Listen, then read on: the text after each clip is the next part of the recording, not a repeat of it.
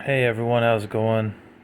It's Larry the Batman fan here, back with another video. So today we are going to be doing another one of those Xbox 360 type of videos, but it's going to be focused on games that wouldn't upset the parents if children were to get an Xbox 360. So there will be no M-rated titles on this list. No Grand Theft Auto 4 or 5. No Splinter Cell games or Hitman games or Metal Gear Solid. And no Bionic Commando, Bioshock, or the Fear games or Silent Hill or Resident Evil, because they're all mature rated and they're not really fit for this video. So these are some games that we will be covering that are age appropriate. I did one of these videos before on the PS3, so I figured I'd do one for the Xbox 360. There will be one for the Wii and maybe for the PS2 or GameCube, or I might just do all of those. So stay tuned for that. Anyways, here we go.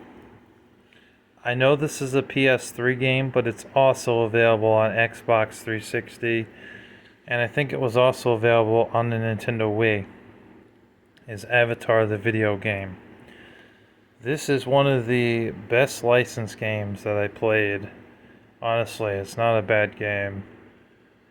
It follows the movie pretty well, and it does a pretty good job, I feel, for a video game. Play as the blue avatar dude or the girl. You kill people with the staff, and there are some mission objectives that you do in the game. You also get to ride on like a dragon, one of those things, in parts of the game, which was pretty cool because they did do that in the movie. So it's nice, nice game. The graphics do look good and everything, and it's a lot of fun to play. It's definitely one that I recommend if you have kids. Just keep in mind, it's not an E-rated game. It's rated T because there's some language in the game and violence and animated blood and mild suggestive themes. That's the rating for it, but it's fun, and it's one of the good licensed video games, so it goes up here, because if it was a turd, I would not feature it here.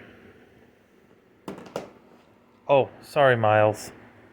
My cat's going to be in this video. Say meow.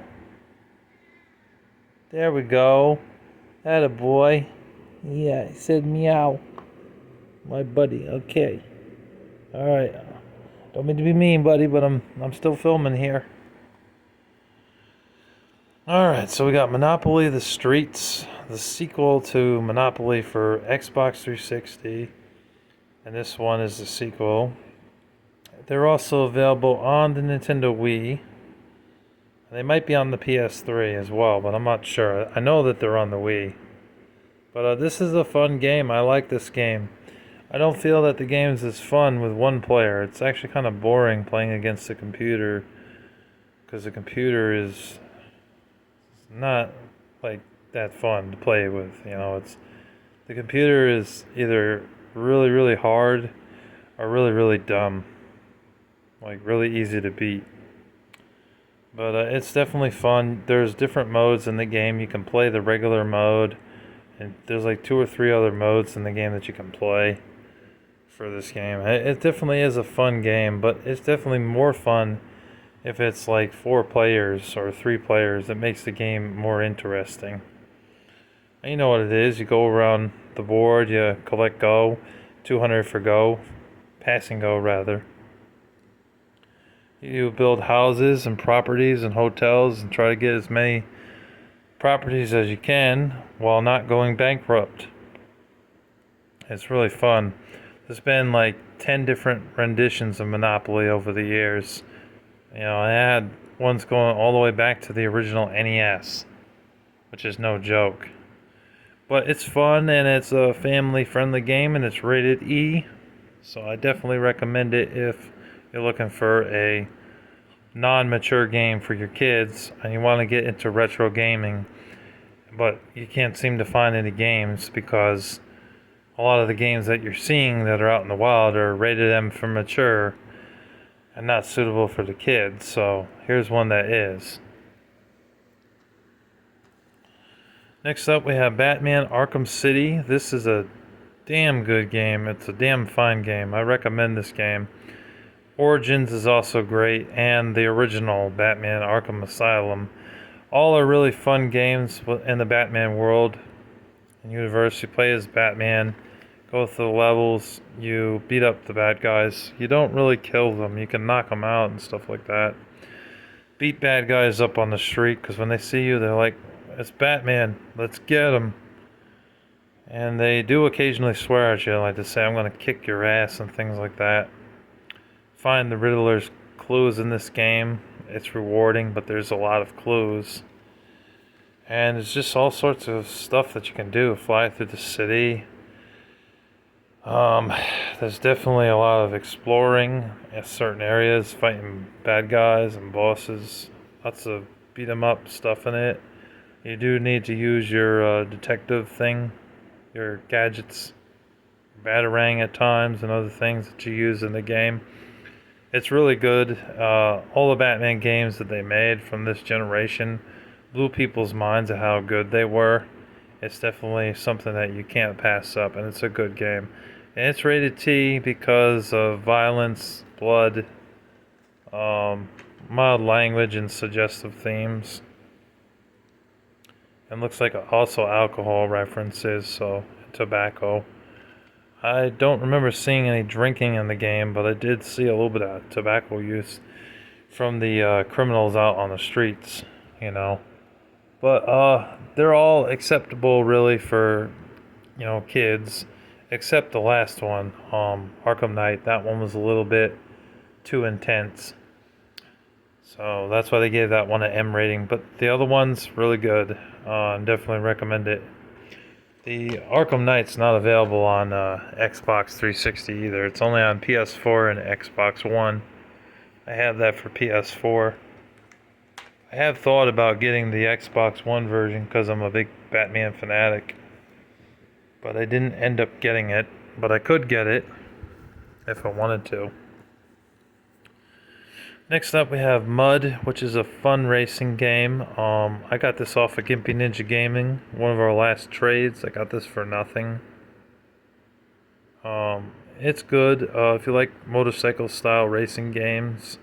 You like being able to listen to their music while you play the game. It's also fun. A lot of rock tracks and stuff in the game. It's T for teen because there's mild violence in the game with like you going up in the air at the same time another guy is up in the air and your bike ends up hitting him in the head. And I think you can kick people in this game. And dirt gets in people's faces sometimes. So there's also a little bit of lyrics, a little bit of language in the lyrics of the songs. Because some of the songs have a swear word in it, so that's why it's the mild lyrics. Suggestive themes. But it's a fun racing game. I definitely recommend it. If you enjoy racing games or motocross racing games, I usually enjoy these type of games. Motorcycle racing games are pretty fun, usually. As long as they don't focus on the simulated aspect of the game. They focus more on the arcadey style.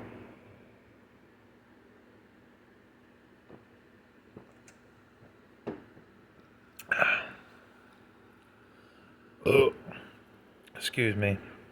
MX vs. ATV Alive is another fun racing game on the Xbox 360.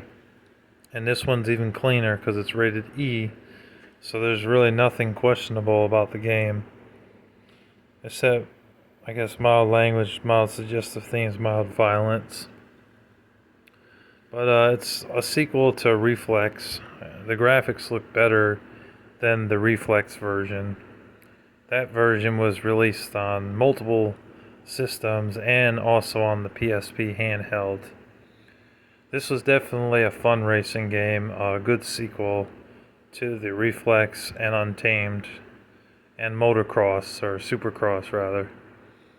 The MX versus ATV games are very fun racing games. 3 to 5 laps around the track. Listen to music while you play the game. Your own custom soundtrack or the music that's actually in the game. It's really a blast. It's definitely worth checking out if you guys are looking for a game to buy for your kids for the 360. I definitely recommend it. It's a fun racing game. And plus you get to ride on ATVs as well as the MX, bikes. So you get both. Mud doesn't really have that feature. Next up we have Pirates of the Caribbean at World's End. Some people say this game sucks. They don't like this game, but I personally did not think it was a bad movie license game. I thought it was pretty good. The first Pirates of the Caribbean game that was on the original Xbox, that game is inferior rating. That game I hated. I never played The Legend of Jack Sparrow on the PS2, though. That's another version. I don't know if that's the same game from the first movie or if it's its own thing. I'm not really sure, but I know there's that one as well. And then there's Dead Man's Chess, which I believe was on Game Boy Advance and the PSP. And then there's this version, which is on PS3, Xbox 360, and it might have been on the Wii. But it's good. Plays very similar to the movie. It's got like sword fighting and beat 'em up elements in the game. But there's also other shit that you have to do in this game, and it really is fun. I definitely do recommend it. It's not a bad fighting game, beat 'em up style type of game, movie license game. It's really good. I recommend it if you are looking for a family-friendly game. Hang on a second, I gotta blow my nose. Oh, I had a Philly cheesesteak today and had onions on it. I just gotta blow. Sorry. I do apologize.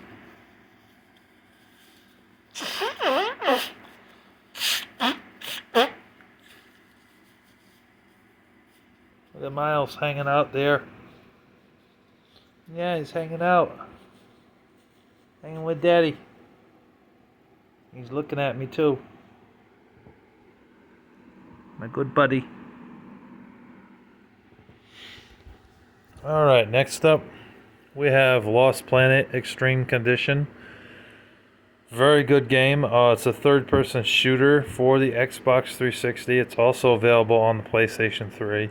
There was also 2 sequels that followed afterwards, Lost Planet 2 and Lost Planet 3, which I do own, Lost Planet 2 and 3, but I own them on the PS3. This is the only one that I own for the Xbox 360. It says only available on Xbox 360, which originally it was an exclusive, but later on they ported it to the PS3, so you can get this on the PS3. So it's not an exclusive really. It was in the beginning, but not anymore. But it's good. It's a third-person shooter game. You shoot things in the game, bugs and insects and giant-ass robots in the game. And sometimes you get to manipulate things in the environments and actually get in the seat of a robot and mech and just start wasting these monsters in the game. It's really fun. I highly recommend it if you are a fan of third-person shooter games or games where it's got like sci-fi elements in it with robots and giant monsters. It'll definitely keep you entertained and on the edge of your seat. It's definitely a fun time. I definitely recommend it if you like these type of games. And plus, it's more family friendly because it's a T for teen game.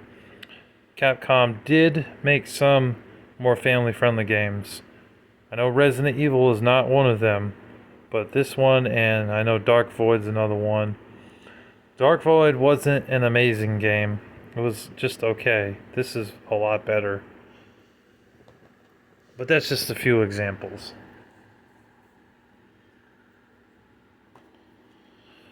Next up, we have Sonic and Sega Stars All-Stars Racing featuring Banjo-Kazooie. I think there's another version that doesn't have Banjo-Kazooie in it. I think that's why it says that.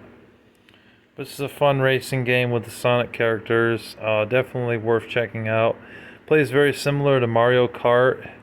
If you like these type of racing games where you are racing along the tracks and then all of a sudden it turns into like you flying around in certain areas of the level but still racing, you'll like this type of game.